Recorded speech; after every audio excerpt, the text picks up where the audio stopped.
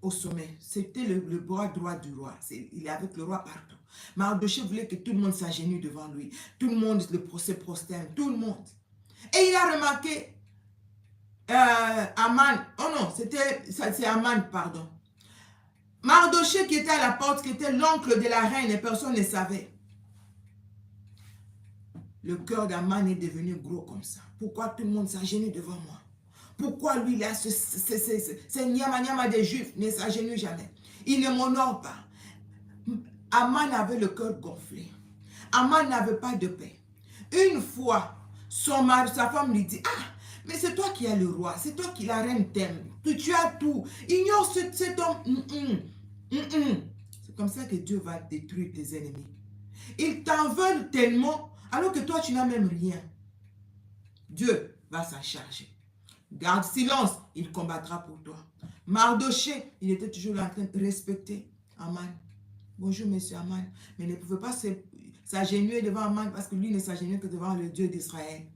Aman n'était pas satisfait, Aman n'était pas content. Aman a commencé à combattre Mardochée. Et plus il combattait Mardochée, plus il tombait. Plus les choses allaient mal. Il va mettre un plan en place et ça se retourne contre lui. Il ne comprenait pas. Sa femme et ses collègues lui disent, oh, tu vois, comme il te dérange trop, on doit dresser une potence et puis prendre-le. C'est fini, tu sais, tu ne vas pas, ça, tu ne vas plus le voir. Ah! Mais le jour où il était en train de planifier tout ça, tout se retourne toujours contre lui. Il a planifié, il a levé la potence, il va chez le roi. Le roi dit, ah, le roi n'a pas dormi toute la nuit, Dieu a fait manquer de paix, garde silence, il va combattre pour toi. Toi, tu dors. Mardochée dormait, mais il ne savait pas cette nuit-là. Oh, la réunion dans le ciel, il y avait la réunion. Les anges et Dieu se sont levés. Et Mardochée est en danger. Ils sont allés en réunion. Le Seigneur dit, je dois réveiller la mémoire du roi.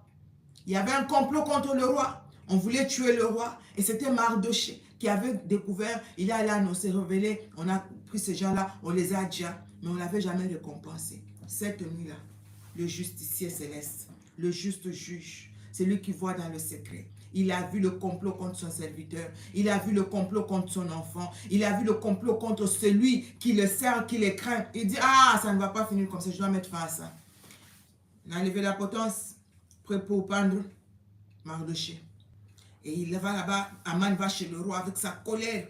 Il sait que dès que je quitte chez le roi, Mardochée aujourd'hui va monter là, la potence. Et puis, je vais le dire. Quand il arrive,